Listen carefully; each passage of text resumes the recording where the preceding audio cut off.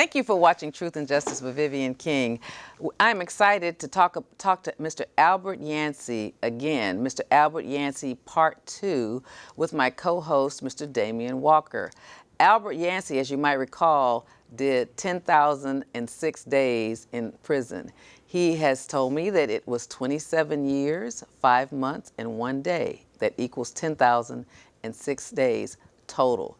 That is a tremendous amount of time for a man who's just recently got out of prison and is doing well. We would invite you to watch Part 1. We'll rehash what he went to prison for, but we'll also talk about his transition out into the world. So, Albert, let's catch up. Yes, ma'am. So what we left off at last time, I was just now being released from prison. Okay, and tell me when you got released again? February the 8th, 2019. So I was released from the Walls unit. When word got to me that I was being released, I was like, finally. I had put in so much within myself while I was incarcerated, investing in myself through education, through computer classes, through self-help classes, and also attending a lot of church services and spiritual growth programs. And so now the point had came to now you're about to make a transition. You're about to leave this part of life that you've been living for 27 years, 5 months, and 1 day. And at first it was kind of overwhelming because you don't believe that it's actually going to happen until you're sitting in a room with a little red bag and you're in a room with 245 people. Wow. And so you're hearing names called and they're telling them, oh, you won't be getting out today. Something was wrong with your paperwork, or you have a detainer. So you don't actually believe that you're going to get out until you actually walk down that sidewalk. Wow. And so this is what happened on February the 8th. It was a cold, snowy day in Texas. And now where's the Walls unit? In Huntsville, Texas. It was snowing in Huntsville? It was ice and a little bit of snow coming out. And I was like, man, snow in Texas. So I walked down the sidewalk, and there, to my expectation, there was a large crowd of people there. Mr. Damion Walker was there. He was filming the whole thing. So it was in Huntsville? Yes, ma'am. Okay. And so I walked out. My family was there, my mother, my sister, a lot of my friends. My supporting system was there. It still wasn't real. So your mom was there? My mom was there. Sister? Sister, and a lot of my friends, classmates, that had stood with me for the 27 years that I was gone. It wasn't real until I went into the restroom and I actually took off the prison clothes that they give you when you're exiting, what I consider a clown suit. And you exited in a clown suit? Oh, absolutely. And what we mean you by... You exit in stripes, or what color do you wear? No, white? It's the clothes that they give you. It's the clothes they give you.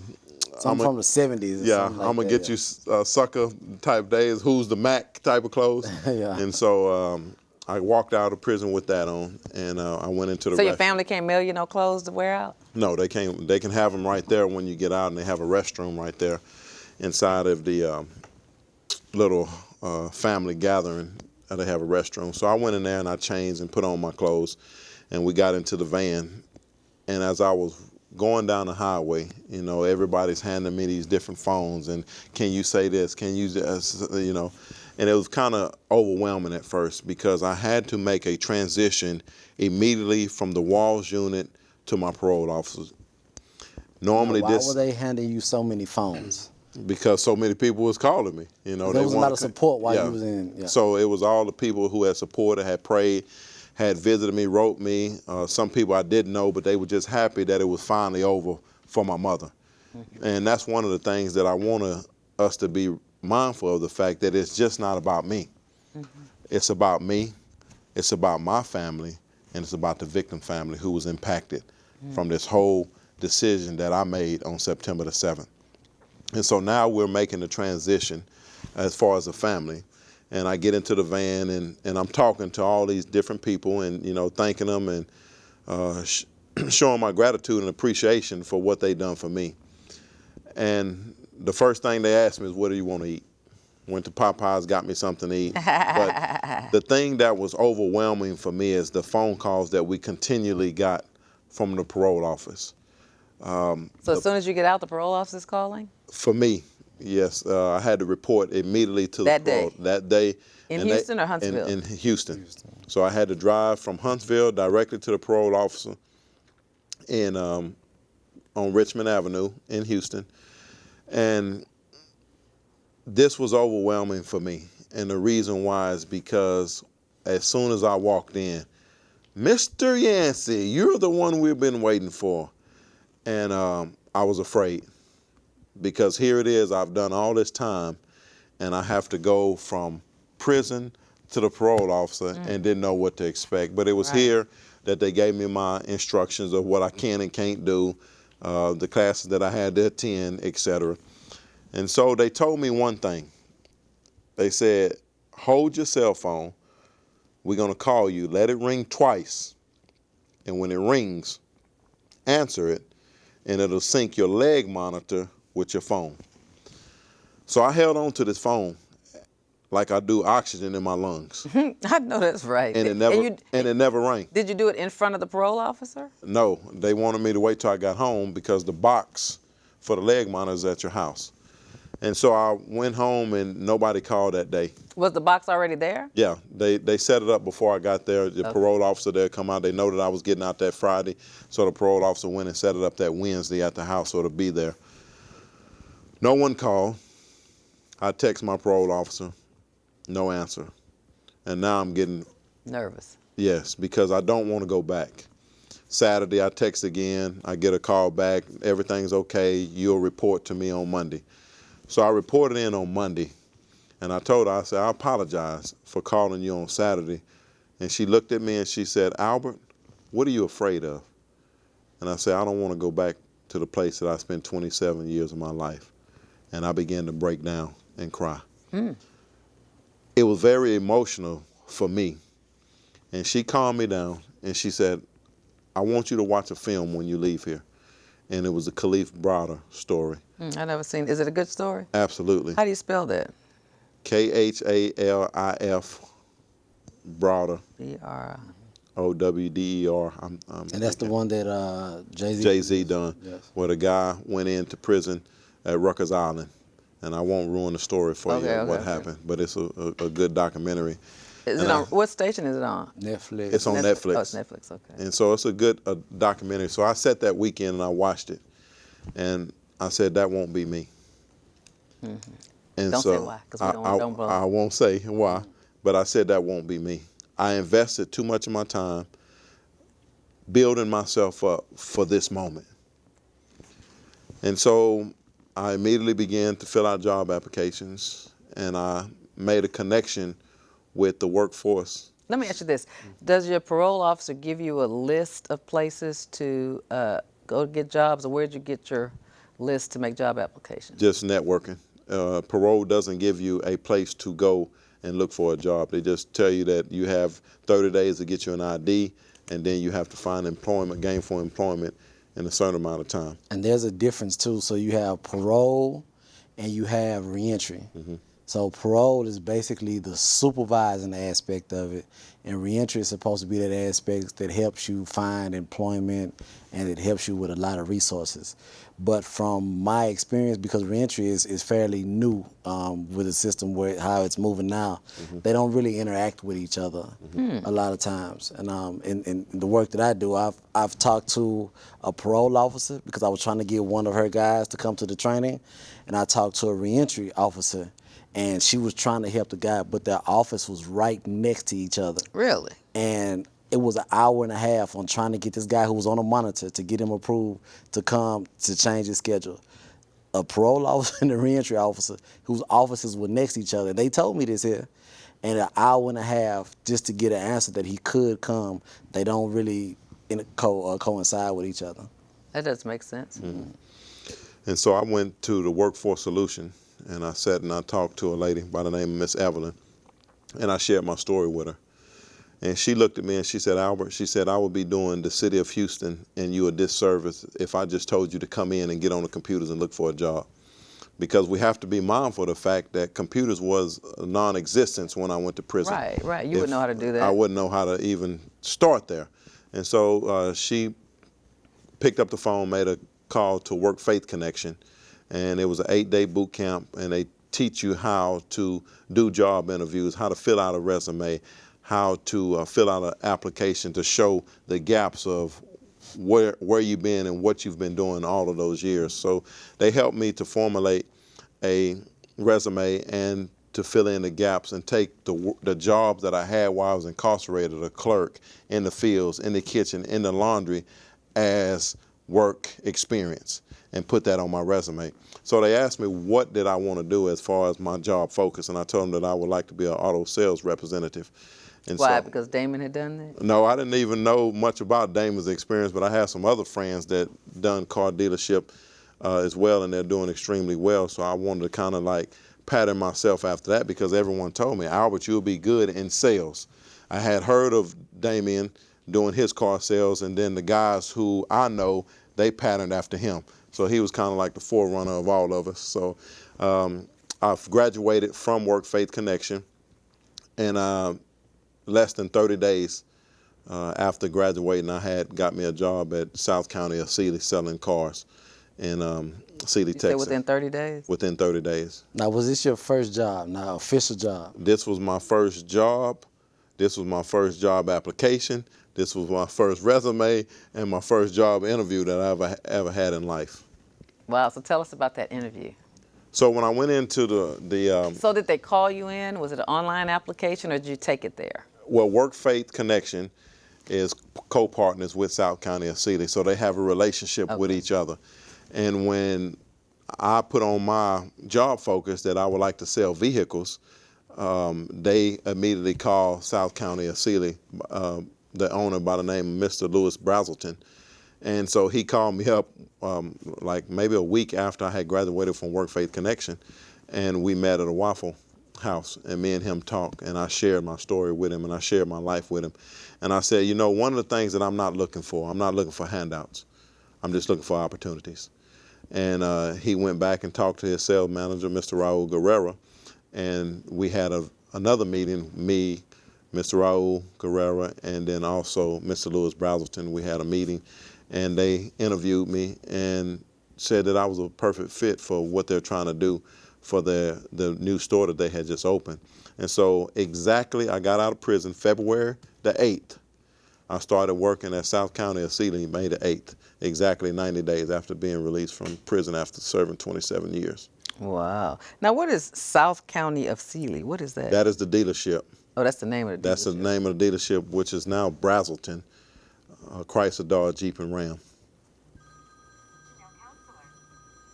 Okay.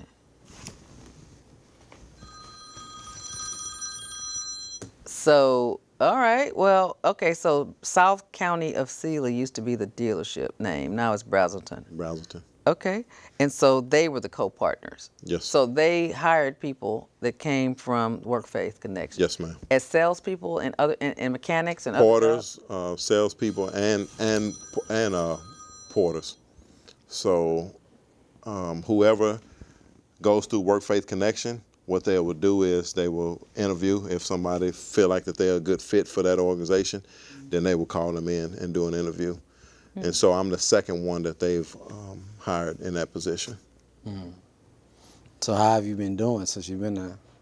Well, I've been there 4 months now, and I've been top salesman the 2 of the 4 months that I've been there. I'm learning the business as well. A lot of people ask me, well, how did you learn how to do cars? And I just tell them it's about connecting with the people, knowing your product, and being able to connect with the people that wants to purchase a vehicle. So I've been there for 4 months now, and I'm study learning every day. And one thing about me is I stay teachable, because I know that I'm 27 years, 5 months, and 1 day behind the curve. And so I keep myself open, and I ask people questions. If I don't know something, I ask. And so not only have I excelled in the car industry, but the week that I got out of prison, I started my own ministry called FBI Ministry, Faith Beyond Incarceration. And now that I had the opportunity to go to Keys Middle School, TSU, Dickinson High School, back to Victoria and talk to the juveniles about my life, about my story, and trying to get the youth to understand that 1 second can cost you the the rest of your life. I mean, it may have caused me 2 seconds to discharge 6 shots from a 9mm, but it cost me 27 years behind prison walls before I was able to get back out. And so with FBI ministry, the goal is to deal with at-risk youth, to be a sounding voice, someone who understands both spectrums, the educated side, the broken home side, and then also the incarceration side. I know the draws of the gangs. I know the draw of the fast money, the girls that's associated with that type of lifestyle. And so I try to give people a broader picture. Okay, you can choose that, but there's going to be only 2 consequences behind that. You're either going to get killed or you're going to do some type of prison time.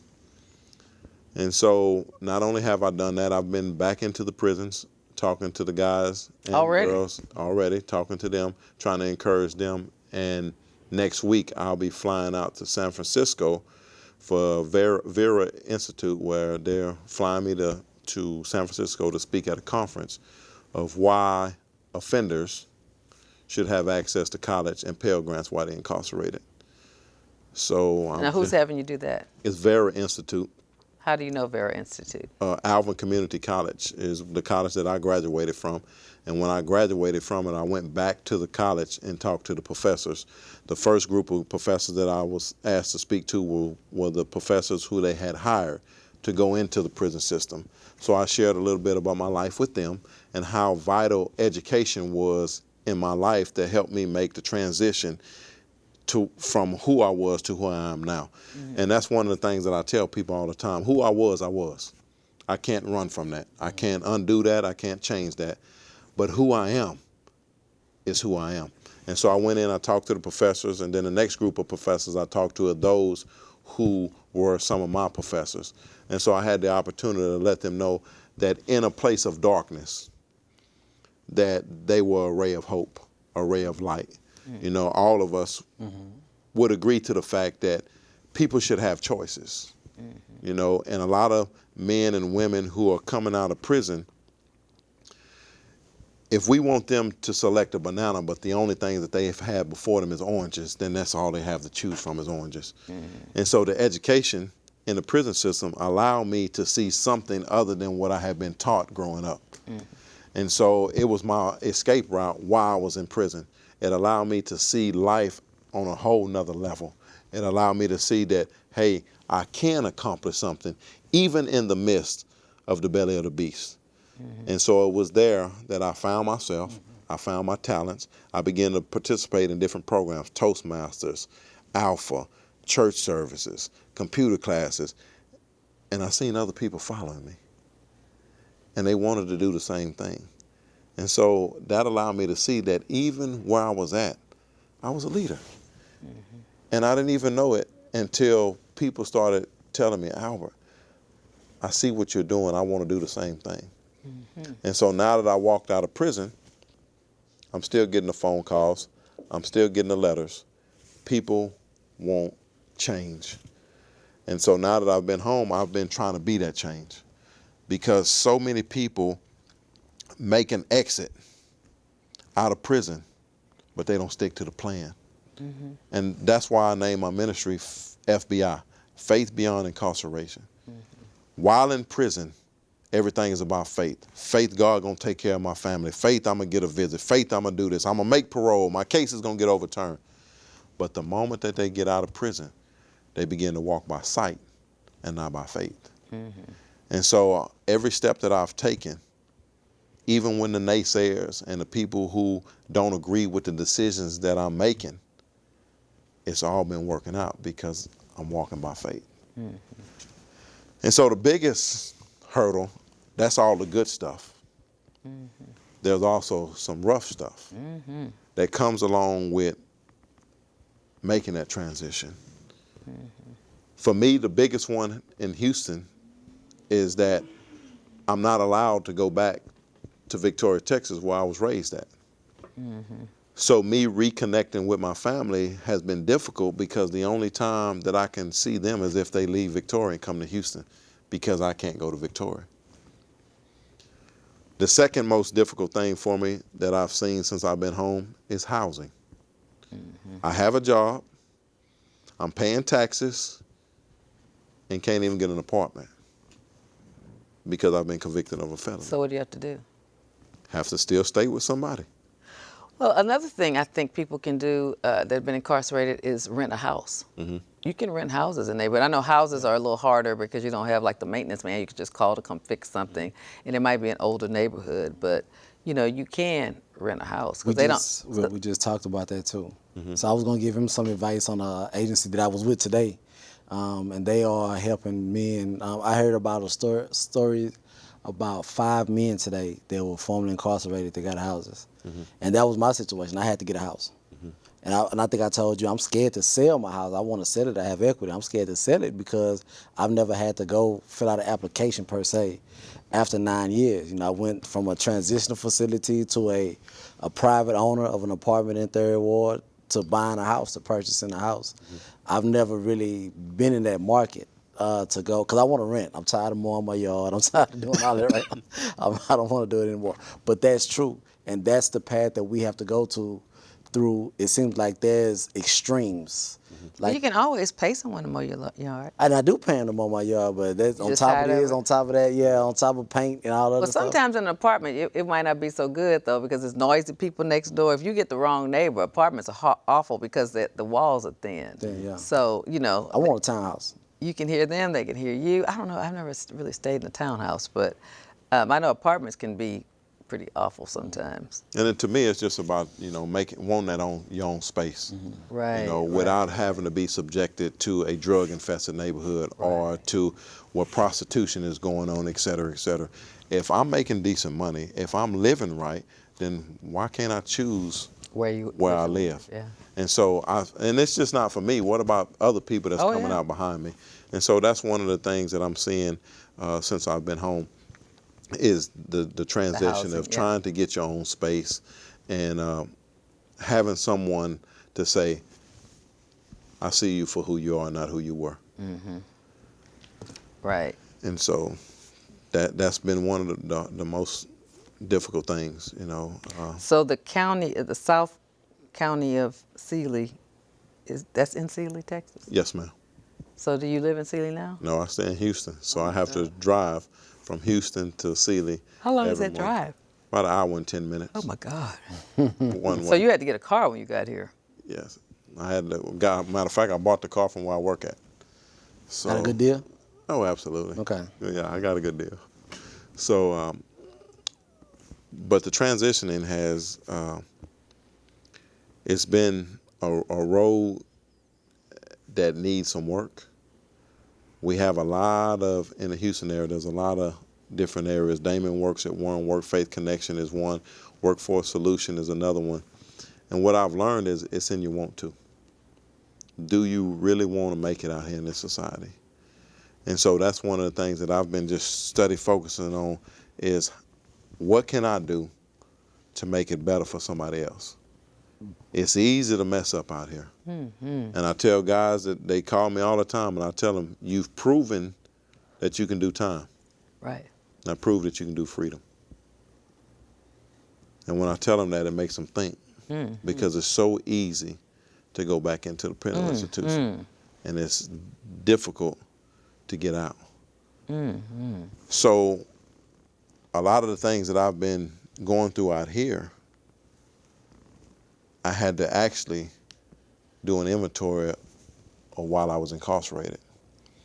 In part one, we spoke about all the things that I went through, you know, child abuse, father passing away, being subjected to the street life at a young age.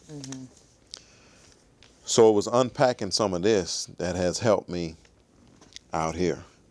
Me and Damion was talking just a few seconds ago, and our conditions out here is a result of us disciplining ourselves while we was in prison. You can look at incarceration as a bad experience, and that it was. But what can I draw from it that'll help me be who I am and who I want to be? Does my vision line up with my lifestyle?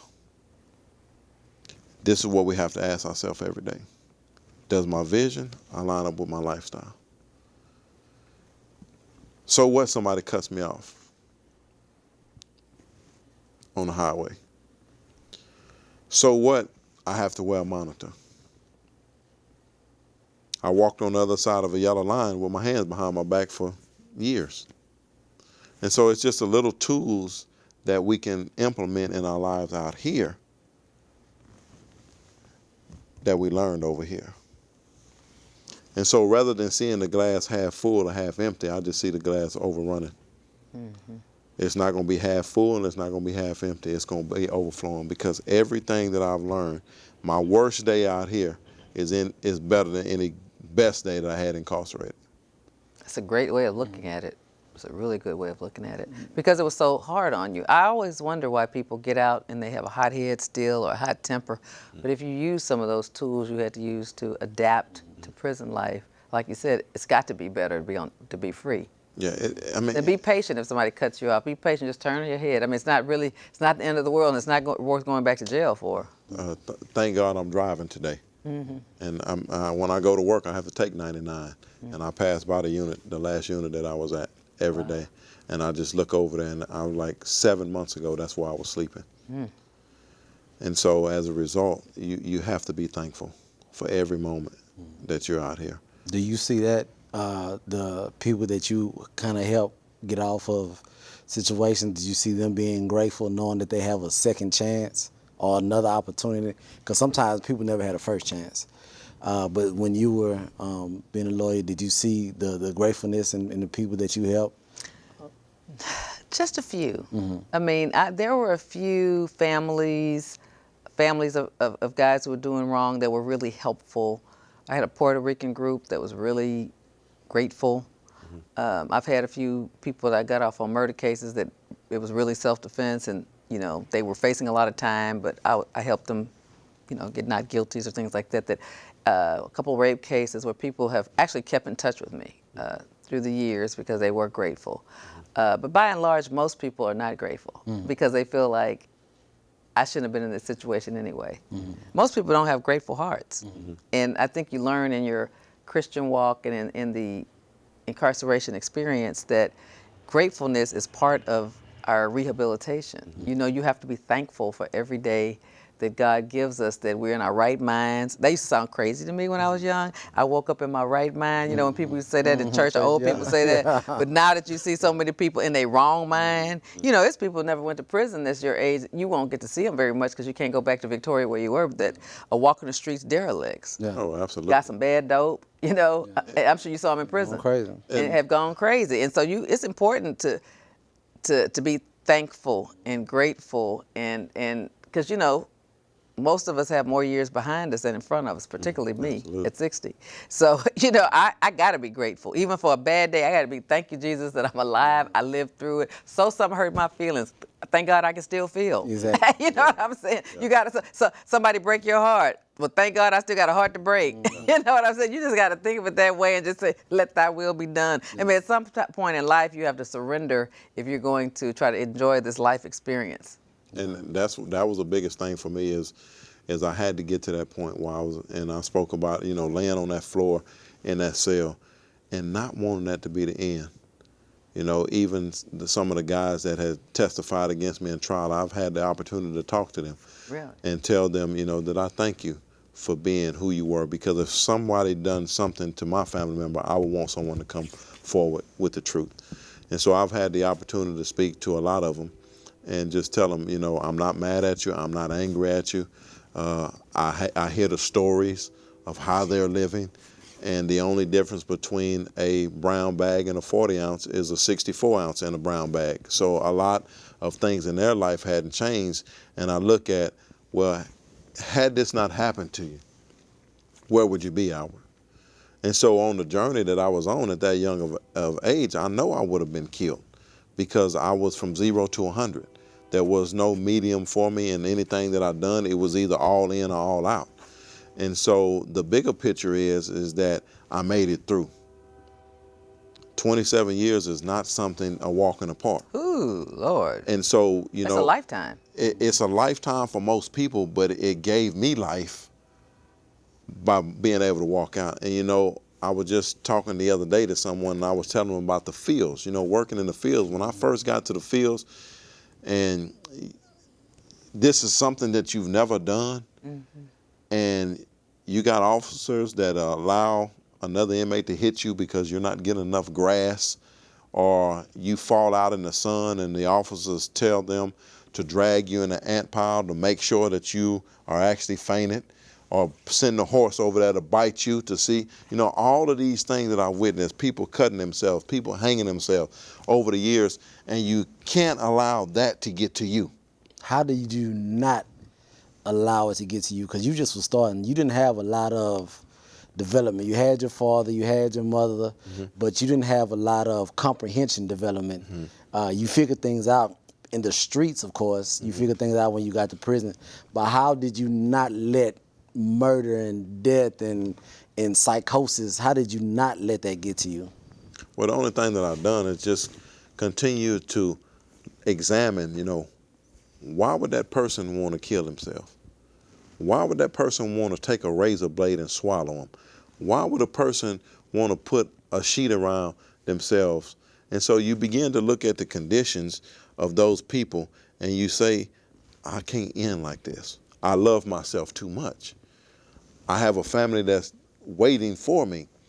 And so, you know, watching all of that, and it hurt, you know, it hurt seeing the chaplain have to call the family and tell them that a loved one had died while they was in prison. You can ask almost any prisoner, out or in, the most feared thing in prison is dying while you're in prison. You don't worry about family members passing away as much as you worry about, am I going to make it through this? And some of the units that I've been on, it's like either you're going to be part of what's going on, or you're going to be preyed upon. And so that's why so many people succumb to the gang life, the tattoos, the this and the that. I mean, 27 years, I didn't get one tattoo. Wow. And this is like not heard of, because this is something that goes along with the prison life. But I always kept in my mind, that I had to be marketable. I had to be able to get out of prison and not look like where I've been. And so I hung around the guys who were astute. I hung around the guys that had a vision for themselves. I hung around the guys who had an education.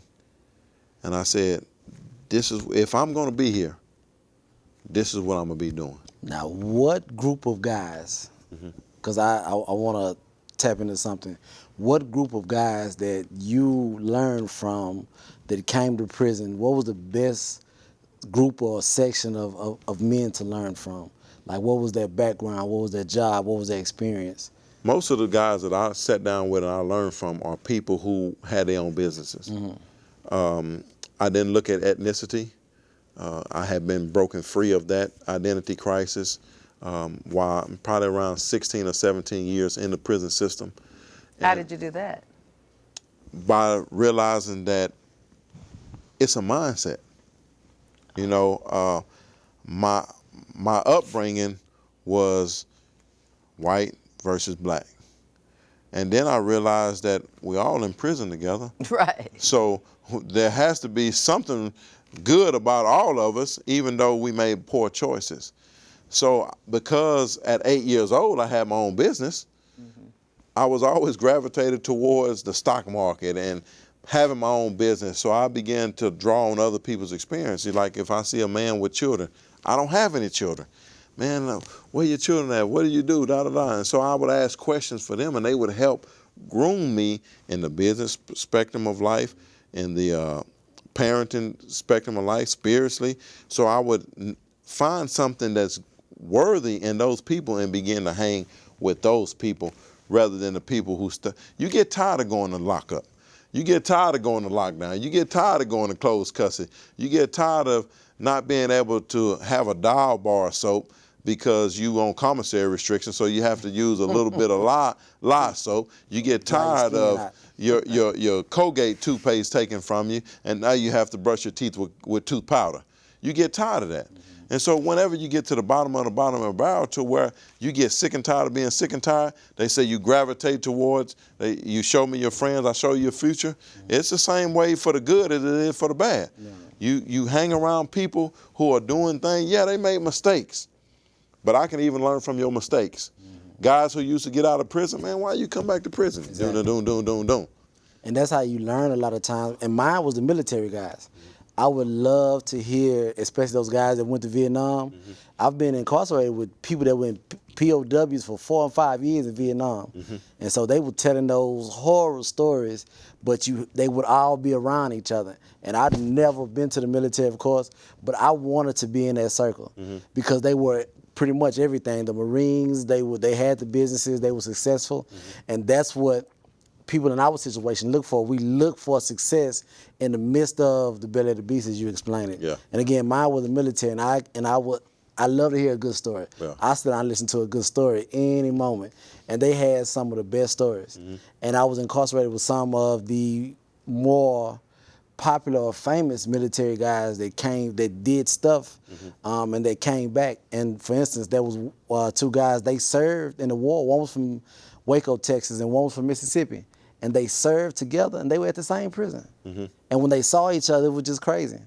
And I have 1,000 stories like that. And that camaraderie was still there. The camaraderie was still there, and now I get to hear stories about when they did. Let's sit down and talk.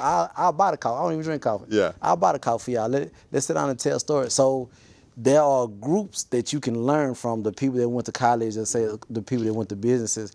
And I think those are the things that you have to find, not only when you're in there, but we still look for that now. Oh, absolutely. I'm still gravitating towards people. My mentors, I surround myself with people who are doing positive things. If you're doing negative things, you don't have to worry about me even calling you or wanting to be around you, because that's not what I'm aiming for. I'm aiming to walk out of prison and be one of those stories who, yeah, he messed up, but that's not how his life ends. This is where he aspired to be, and this is where he got. You know, I'm hanging around people who are encouraging me, write a book, do this, do that, do that. And I listen to them because I know I don't have everything figured out. Have I made mistakes since I've been out? Yes. Have I made poor choices since I've been out? Yes. But I guarantee you none of them has been to break the law. You know? And so it's in those moments that I'm always looking to gravitate, okay, what can I get out of this situation? How is this going to look or help me 5 years from now, 10 years from now? Is it part of my vision? When you laid on that cubicle on your back for all of those years and had all these aspirations, now you get the opportunity. Are you doing them? Did you want to be a car salesman when you were in prison? Or is that just something your aptitude gravitated towards when you took the class? Well, when I put my vision book together in prison, I had in there a car salesman. So do you sell new or used cars? Both. I sell new and used cars. And I hear the profit margin is bigger in used cars, but I don't really know. It is. Yeah. It is. You're learning that? Yes, ma'am, I'm learning that. How to close a deal? Yeah, how to close a deal, how to connect with your customers, et cetera. And I mean, I hate to say it this way, but it's no different than selling drugs. Oh, wow. And the reason why I say that, people come to buy a car just like they came to buy drugs. You never had to convince them to buy crack cocaine. You never did convince them to buy marijuana or powder cocaine or heroin. They come for the product. And so most of your customers, they're coming to buy a car. When you go to the grocery store, no one says, hey, buy this type of bread, buy that type of flour. You just buy it. It's there. You go to the store for the product. And selling cars is the same thing. You're just giving your customer the best deal at the right price, at the right time. And so it's something that I enjoy. I like more so of connecting with the families. Right, and the people. And being able to help, because when a single mother comes in there and she's struggling, I can remember my mom. And so to see her at the end when she signs and she has a smile on her face because now she's able to get decent transportation, not a lemon, decent transportation to take her children to school or for her to travel back and forth to work. It only puts me in the place of my mom when she drove around in that Plymouth from Etna to Victoria with a dent in the side of it. And so transportation is something that's needed, and it helps families do the things that they need to do. There's no way that you can live in Houston without some type of vehicle. Can't do it. You can't do it. You can't depend on the transportation system because it only goes so far. You know, it's good for in the city and getting you from point A to point B, but what if it doesn't go out there? And so the car industry for me has been, you know, my platform where the door has been open, and I feel like I'm doing pretty well in it. I want to go to financial school to learn the financial aspects of it. So there's a future in this for me if I decide to stay there. If something else happened and I begin to get on a platform of motivational speaking, which is something else that I enjoy doing, is talking to kids and being a mentor to the youth, okay. But it's all about staying grounded and staying focused and not allowing my yesterday to define who I am today.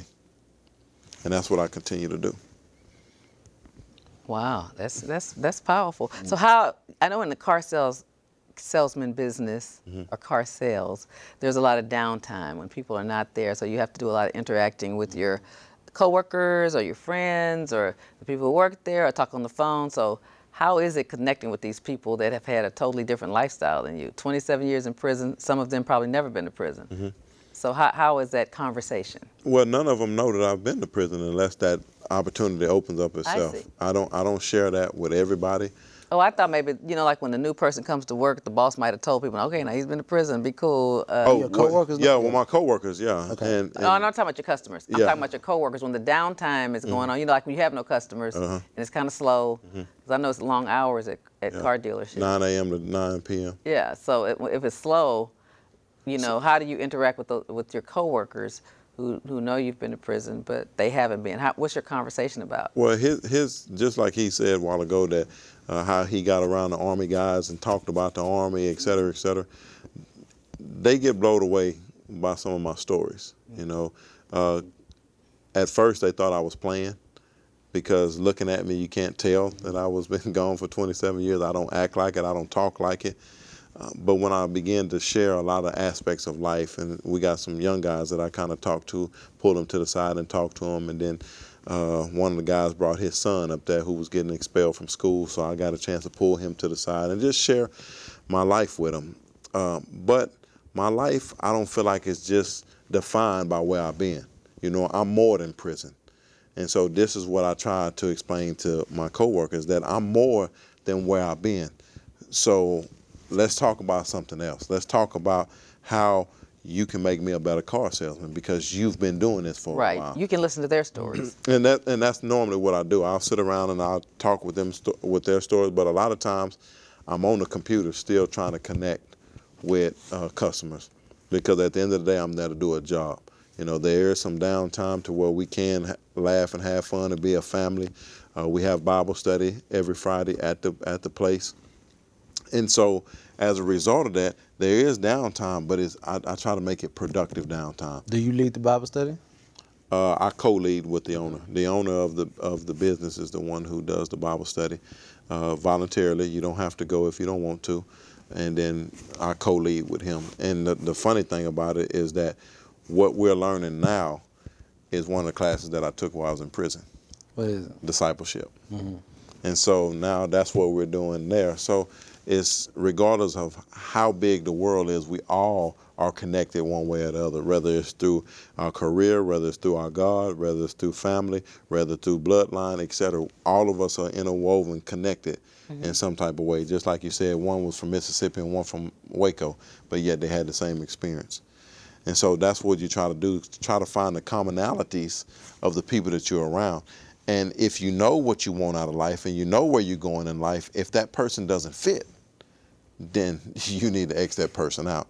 And I didn't know that as a young. Yes, I wanted to go to the Marines. Yes, I wanted to do right, but I didn't have no one to help me navigate through the rough times of my life, the times when my father had passed away, the time where I was getting child abuse, having to take a bath and get in the bathtub and get whooped with a brown extension cord. I mean, I still remember it as if it was yesterday. If you have no one to help you unpack that type of stuff, and you have no one to help heal you, then those are not the type of people you need to be around. That's in prison or out of prison. And so that's what I've had to learn in my life. If you don't fit into the puzzle, then I'm a round piece. You may be a square piece. Doesn't mean that you're less than me. You just don't fit in the puzzle that I'm putting together with my own life. Mm-hmm. You okay with kicking somebody out? Absolutely. Okay, yeah. Absolutely. A lot of people have difficulty. I've had difficulty doing that, so I know a lot of people have difficulty. Explain that a little bit more, Damion. What, kicking somebody out your life? You mean like relationships with men, women, everything? Everything. Yeah, everything. I once managed some rappers and selling cars, and I was trying to invest, and I went in with an attitude of investing with business, and they came to me and they said, Damion, we think that you can do this with the entertainment. And I was successful. I can do that, but that wasn't for me. And I didn't make a dollar. I made some connections who I still work with to this day, but that necessarily wasn't for me. And when people were trying to explain it to me, it was, no, I got a plan, I have a plan. And I negotiated jewelry contracts, I negotiated clothing contracts from New York to California with manufacturers and everything. But that wasn't for me. And when I ended up leaving, I left with what I came with, which was absolutely nothing. And again, because I understood how to do certain things, but I didn't understand business. And that's what happens a lot of times. You put yourself in an arena where you don't understand business. I don't know how to be a lawyer, so why would I try to represent somebody? You know, so then I had to realize at some point that this is not for me, so let me stop this situation. And if I stop this situation, I was connected through these individuals, through this situation. So since I'm not here, we're no longer connected. And that's what I had to learn too. And it happened in a couple other areas, but that's just the most recent, the most, I guess, valid story that I have for that. Sometimes it's not about the feeling good of being around people or whatever else. It's about whatever your path is. And if you don't have options to go and start another path because you haven't even established this path. And so I'm at that point now. And that's why I think that what you've been doing is key, because I get to see you. I was there when he was released. I have the video, I'll bring it to you next time. I have the video, so I see from the beginning up until now, 7 months? 7 months. 7 months, and I was in the snow. I was there in the snow. I see that his vision was similar to mine, because mine was so focused. But I think I've told you before, I tell other people, protect your anointing. It don't have to be spiritual. No, protect that which you set yourself up for. You have to be in that arena. If you're in that arena to be a lawyer, to be a football player, to do whatever else, you protect that. You protect your anointing. So whatever that is. And that's something that you've done, and men and women like you have done, because you guys understand who you are. But you had to get to that understanding. And my mother asked me, she said, what is 2 lessons that you've learned since you've been home? You know, what are some lessons? And the first lesson that I told her is that I've learned that no is a complete sentence. Wow. I had to learn that no was, because so many people had supported me, so many people had stood with me, so many had expectations of me, that I had to learn how to tell them no. And the other thing that I had to learn is that I had to learn how to balance the pull. Because so many people are pulling on me, wanting me to do this, wanting me to do that, wanting me to do this. I mean, the story is hot. 27 years, 5 months, and 1 day in prison is not something that you hear on the news every day. Right. And so it's a hot story. And so balancing the pull, which one is more important? Everybody or just a selected few? And so at first, when I first came home, it was like I couldn't stay off my phone. I couldn't stay off of Facebook. I couldn't stay from going here, that, and the other. But now I get to the point to where the phone can just ring. Right. Because I have to take care of myself at the end of the day. And my anointing is just for your glory, or do you really concerned and care about the person that I am? Is it about you showing up at a place with me and me saying your name or what you done for me to outshine what I'm actually trying to do? Because at the end of the day, it's not about me. It's about the God that I serve, who allowed me the opportunity to walk out of prison, because he didn't have to do it. I committed a crime. I got a life sentence from the jury. And so by right, I could have stayed in the Texas Department of Criminal Justice until I crossed over from time into eternity. But grace opened up the door. What do you do with it? Right, that's heavy. So that's the thing. No is a complete sentence. I mean, I can put an exclamation mark on it, I can put a question mark behind it, I can put a period and not feel guilty about it. And at first, when you said like, is no hard? Yes, no was hard. Because you walk out of prison and you feel like you owe so many people. But then you have to step back and ask, did they do it because they wanted to, or did they do it because they had to? And so if they done it because they wanted to, then when you say no, it doesn't hurt their feelings. Mm-hmm. If you say no to going to do this or going to do that, it shouldn't hurt their feelings. Mm-hmm. And so that's where I've been with life, with, you know, some of the strongest relationships I've had to, with friends, I've had to say no. I told your sister that, I think your sister and your brother, when we were waiting, because we waited a long time. I didn't get released from Huntsville, so I didn't get to have that experience. So I was looking around, I took a bunch of pictures, but in the midst of that, I saw what was happening.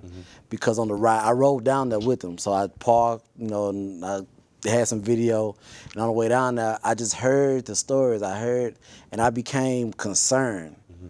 Because we briefly had knew each other, and I became concerned. So at one point— What were you concerned about? The pull on him, because I knew his story a little bit, but I didn't know that a senator, you know, had did that. You Right. know, I didn't know. Can I take Okay. a personal pause here? I've run into Senator Whitmire, and he Okay. told me that, he said, Albert has sent me the tape, but I haven't had a chance to look at it yet. Okay. So I know that he was on your show. Yeah. I saw him on September 30th at my boss, Kim Ogg's birthday party. Okay. So he was there. So I just want to tell you, before I forget, I want to Okay, tell you, Senator okay. Whitmire remembers you and brought you up. Okay, thank you.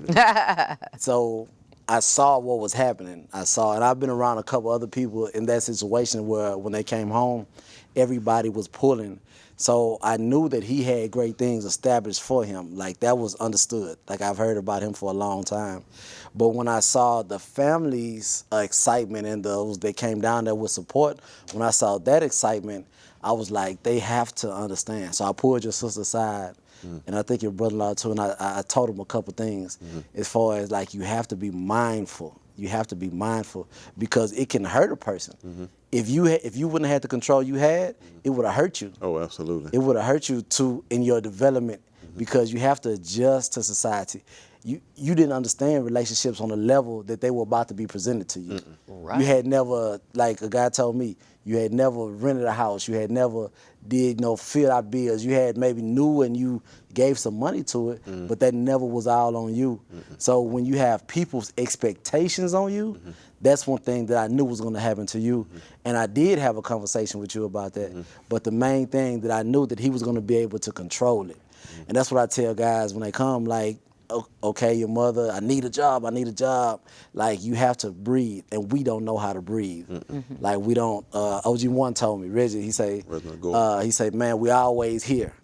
He said, you just stay here, We don't know how to come down. When he told me that, I said, I got to figure out how to come down. I had to come And down. I was here for 20 plus years. Yeah. Yeah. And that's where I'm at now. I'm at, I don't want to take no days off. I want to be at work, you know, because I feel like I have so much to accomplish. Right. And I feel like there's so many people are depending on me. But that's still addictive. Yeah. Because I did the same thing. Right. I did the same thing. I told you, I was at work from 8. I went to work on Sundays. I figured out I could answer the phone to sell cars. I got to 8 o'clock in the morning. I'm transferring. I know how to transfer calls. So that's still addictive. But once you, and it's okay. Yeah, it's okay. That's a good addiction. Yeah, it's okay. But once you start figuring other things out, I'm telling you, there's still weight on you because there's still things that you're figuring out. So once you start to figure out a little bit more, especially about that job, and hopefully you get these other opportunities. We have that 2 people minutes, wanna guys, so provide. we're going to start wrapping it down. So It's gonna be make your great. closing It's gonna be great. statements. Okay. So, And so my thing is this, is regardless of how dark, how dim life has for men or woman, you can always turn it around. And I'm a prime example of being incarcerated for as long as I have, and being able to make a transition into society with a mindset to never go back to that place again. And how old are you? 45. I thought 45. All right. How old are you, Damion? I'm 42, young 42. You're a young 42. Yeah, I'm a young 42. So what do you want to say, Damion? Happy birthday. Thank Yeah, you. happy Trying to birthday, make it to the big 6-1. Yes. So enjoy that on Thank your you. time off. And Thank you. we thank you for this opportunity. It's been a good run so far. So episodes so far. Thank you. Yep. All right. And that's what I want to say. Thank you for allowing me this opportunity. Not just part one, but part two as well. Yeah, to tell your story. Thank you for driving down doing it. Oh, it's okay. I know it. I know it's a lot of things you have to do when you first get out of prison. You got to learn how to drive again. You haven't done that, right? 27 years. 27 years. You have to learn how to use a computer, and I'm sure those phones can be extremely addicting because most of my friends at this age are addicted to phones, which you can't have conversations with people anymore. If you go to dinner with them, they're on the phone. I mean, people are not being mindful of how detached they're coming from people. So it's good that you've already gotten addicted and gotten unaddicted in 7 months. And I tell people all the time, this is the closest connected that we've ever been in society, but we disconnected. Right. I mean, from driving to work to the mall, you go out to eat, everybody's looking at their phone. Instead of talking to each other. Yeah, I've noticed that. Yeah, it's I crazy. turn my phone over. Me too. And so but to deal with your mother, since she's out of town in Victoria, is a good tool. It can be a good tool. Mm-hmm. Oh, absolutely. But you do have to control it so that you're not losing touch with the people that you're right next to, or that you're looking in the eyes of, because that's what I'm seeing, and it's not good. Well, I'm being told to wrap up, so thank you for watching part 2 of the Albert Yancy story. It was very enlightening because he's the man that did 27 years, 5 months, 1 day, which totals 10,006 days in prison. Thank you for coming out and being a productive member of society. We're proud of you. Keep up the good work. Thank you. And Damion, keep up the good work in your work at Sir Jobs. I might not be saying it right. Sir Jobs. I'll see you Friday. I'll see you yes. Friday. And thank you for encouraging people like Albert to tell their stories and to stay positive. Yes. All right? Thank you, and we'll see you next time. Remember, I want to tell your story. Good night. Thank you for tuning in again. Tonight we have something